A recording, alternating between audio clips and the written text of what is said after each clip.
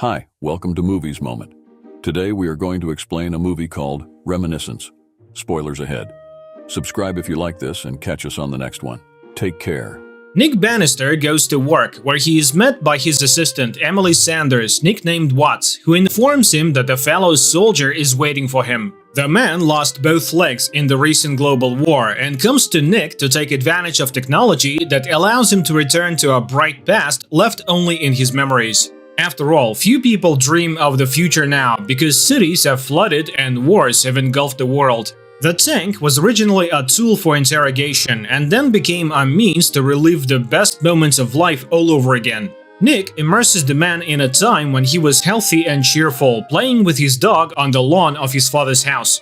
When he comes to his senses, the man tries to pay Watts off with a new synthetic substance, baka. But Nick provides his co-worker his services for free because their establishment is a success. Who wouldn't want to visit the past and see their dear and close people and relive the best moments of life? But there are those who abuse the memories. One such person is Elsa, who comes almost daily to relive a night of love with a dear one. But one day, a woman comes into the establishment who has lost her keys on her way home. The woman introduces herself as May and immediately attracts Nick's attention.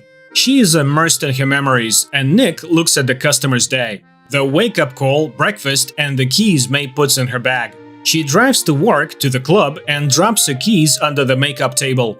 Watts wants to stop the memories, but for some reason Nick asks her to keep going. He sees a woman crying before going on stage, but picks himself up and goes to the microphone. He listens mesmerized to her voice, then turns off the equipment. After she leaves, Watts discovers May's forgotten earrings and gives them to Nick. As the sun rises, flooded Miami turns into a ghost town. It is so hot during the day that people have begun to live at night. The fighting at the borders ended long ago, but passions still boil inside the cities, and riots occur more and more often. And prosecutors often turn to Nick for help because his equipment can be used to peer into the moments of crime. Today's client is a tycoon accused of starting a fire in one of the buildings, and his lawyers are seeking a ban on a cession of capacity.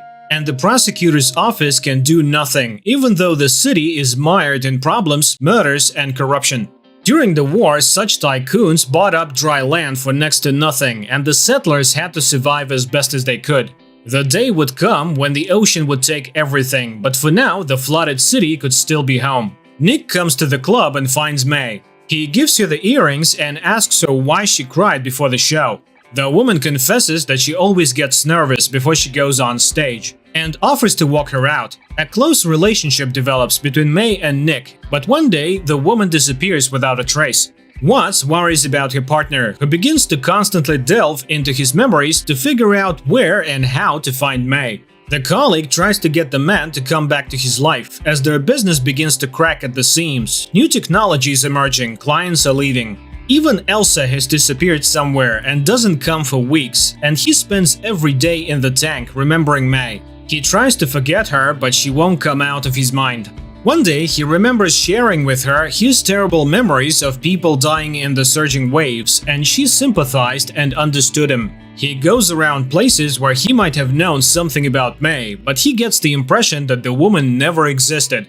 And the more truth he learns about his beloved, the more he doubts that he ever knew her at all. He goes back again and again to the time when they were together.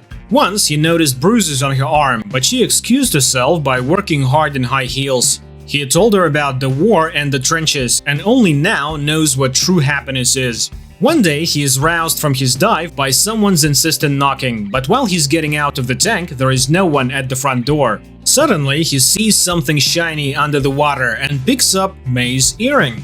Watts can't believe that the woman lost the jewelry today. Apparently, it's been lying under the door for a long time. And now they need to get busy, because they've been summoned to interrogate a dealer named Holes who worked for Joe, the biggest supplier of baka.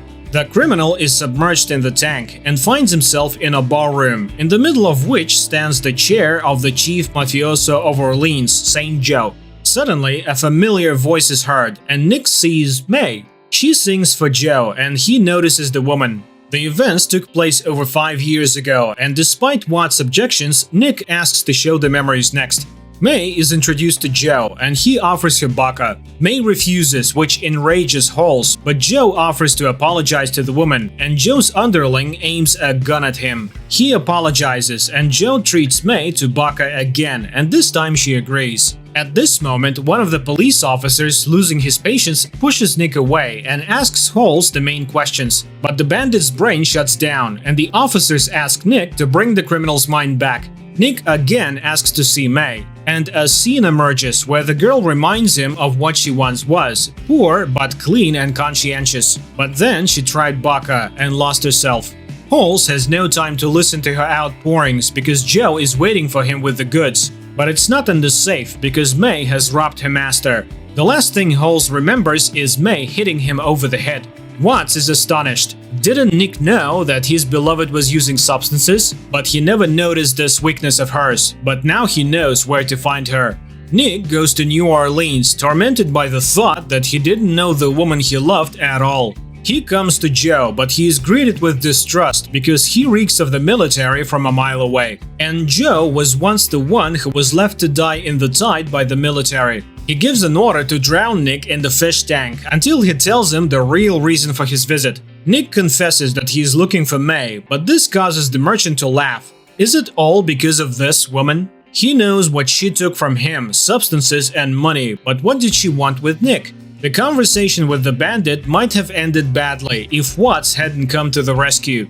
A first-rate marksman, she quickly incapacitated Joe's fighters, shooting the mobster's favorite aquarium in the process. Nick struggles with his jailer, and as he prepares to engage in a firefight, it turns out that Watts has already dealt with everyone and mortally wounded Joe. By the request of the wounded man, the woman finishes him off, and the pair leave. But now Nick agonizes over the question, why did May come to him? He recalls telling her about the plates on which memories were recorded, and May shared one of them. When London flooded, she swam to Miami. But she didn't have a place to stay, so she somehow fell asleep on the boat. Someone untied her, and the woman was swept out into the ocean. She would have died if she hadn't stumbled upon a lonely white house in the middle of the water, not far from Florida Keys. The woman who lived there put her back on her feet, and it was the best thing that ever happened to her. And Nick had the memory of a song his grandfather sang, and he sang it for May.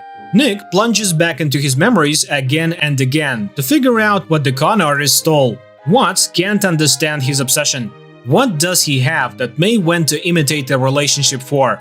Watts recalls May's last visit.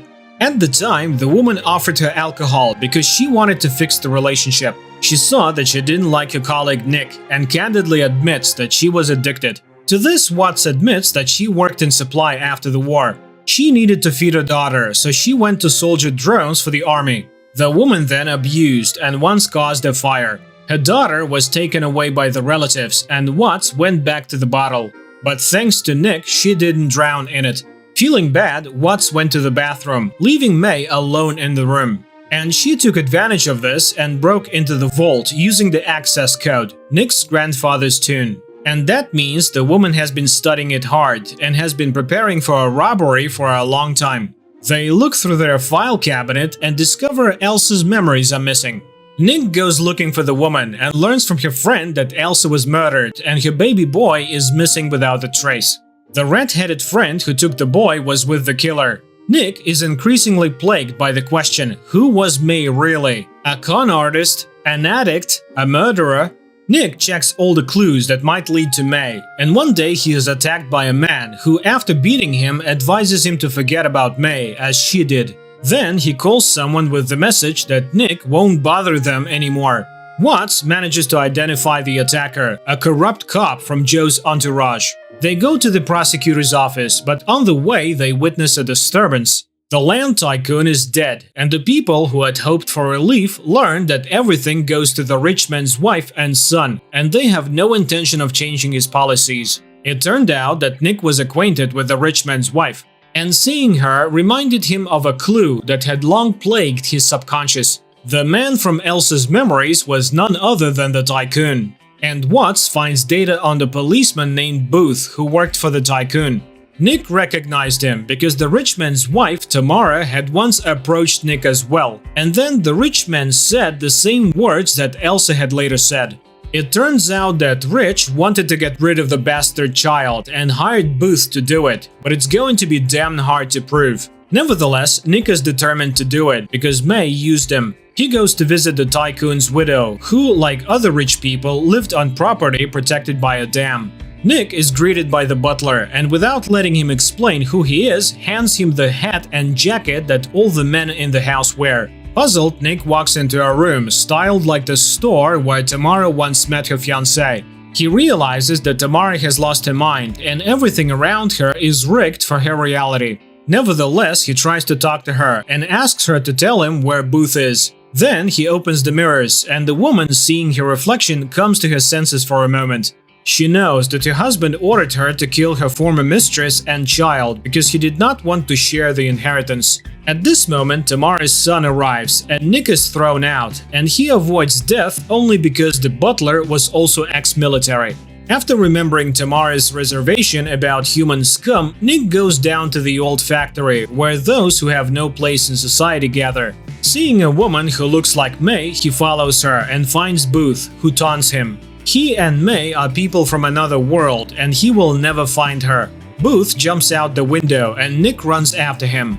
They meet on the roof and start a fight, but Booth jumps over to the next building. Nick repeats the trick and catches the bandit. They fight again until they end up in a flooded music room. And then Booth, along with the piano, falls through a hole in the floor and sinks to the bottom of the ocean. Nick dives after him and frees him from the piano, but Booth hits him and Nick begins to sink while the bandit floats up. Nick sees May and hears her voice. Immediately, he finds the strength and swims out to grab Booth, who was not expecting it. He plunges him into the tank, intending to find out the whole truth. He sees how Booth and May met in Miami. It was then that he hired the woman to find Elsa's memories. May met his army friend, and the latter, over Baca, spilled everything he knew about Nick. He even whistled his friend's favorite song. It turns out that the woman knew and had everything in mind. All this time, Nick was just a target. But in an instant flashback, he suddenly discovers that May was resisting her because she was genuinely attracted to Nick. That's when the bruise on her arm appeared. And after she brought Elsa's memory tapes, Booth confessed that he intended to get rid of the woman and her son. That's when Booth killed Elsa, but May managed to intercept the boy and put him on the boat. She rescued the child and escaped from the murderer. May then went to Nick's house, knocking on the door, but she was already waiting for Booth, who promised to kill Nick if she did not go with him. That's when May dropped the earring, hoping Nick would find it. In the next flashback, Booth tries to get May to confess where she took the baby, and she suddenly talks about the house amidst the ocean. Nick realizes that this is a message for him. He steps into the illusion, and May confesses her love for him while kissing Booth. Then, after pushing the bandit away, May swallows a handful of Baca and leaps from a height.